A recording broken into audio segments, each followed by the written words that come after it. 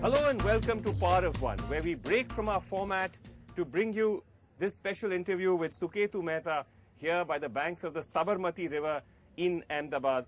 Suketu is originally from here, though he's now living in New York, and he wrote a landmark book on Bombay, Maximum City, Bombay Lost and Found, which for many redefined the entire genre of narrative non-fiction, which now, as we all know, is extremely popular in India. But Suketu, thanks very much indeed for joining us here. Thanks very much for having me on the show. As you were telling me that Narendra Bhai sent out a distress signal, and that's why you came. Yes, I was summoned by Narendra Bhai to help with his narrative, and I am actually going to join the Rajya Sabha on the BJP. It's all been decided. It's been fixed. I've had enough of this writing life, you know. I want some real power and some good fafda.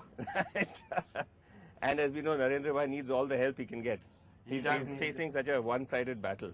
Yeah, you know, his back is against the wall, but I'm sure he's struggling manfully. You know, all of us pseudo-secularists, you can see how powerful we are. You know, all of us who wrote about what a terrible thing the rights were, you can see how important, how effective it's been. Because, you know, clearly we have foiled his political ambitions. God only knows what he's going to do after he loses this election. Maybe he'll go back to being a poet. I understand that he's a keen amateur poet. Oh, is it? Have you had a chance to read any of his poetry? I would love to read his poetry. In fact, I understand Mamta Banerjee is also a poet. Maybe they could have a mushaira. You never know. Anything is possible in Indian politics. But I want to talk to you about Gujarat in just a bit. But tell me a little bit about Bombay. You were there at the literary festival organized by the Times of India, and you were on stage with someone else who's written quite an extraordinary book on Bombay, Cathrin of the New Yorker, Beyond the Beautiful Forevers. What did you make of that book, and what did you make of... My book is better. I gave the keynote. She didn't give the keynote. No, I think it's a phenomenal book. I mean, Kate is, you know, when I read the book, I was like filled with envy. I was like, this is a good book. And why didn't I write that book? Well, I kind of wrote some of it, but what she's done is she's doing exactly the right thing with narrative nonfiction. I think all these big books that have come out recently about India, you know, India this, India that, they're a bit of a mistake, because can you imagine a book called United States? Yeah. You know, purporting to explain America. Yeah, it's a terrible thing, these so-called India books. Yeah, because there's no way you can contain the totality of even Ahmedabad in a book. I mean, and the wonderful thing about Behind the Beautiful Forevers is that she's gone into one particular community. Slum. I'd like to call it Basti.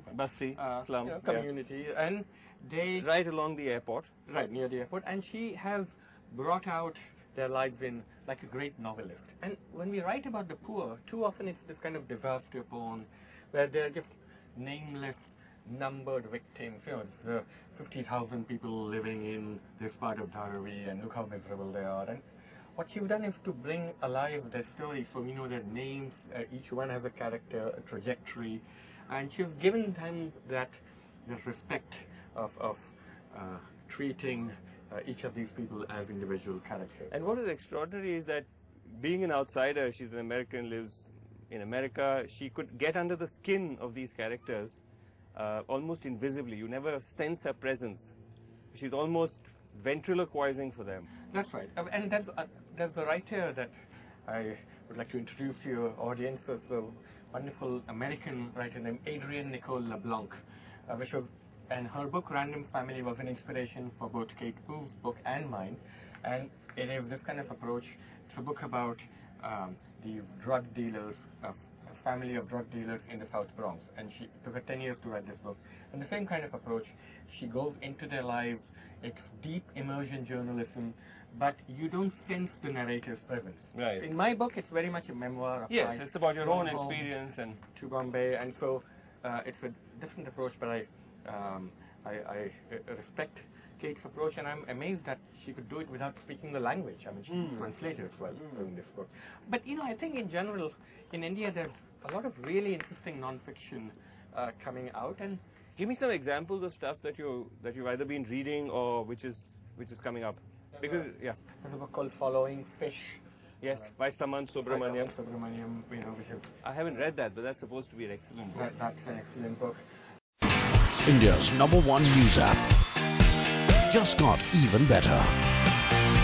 Download NDTV's new app.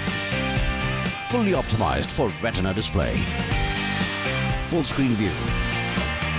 Faster response time. And Sudoku. NDTV's new iPad app. Download now.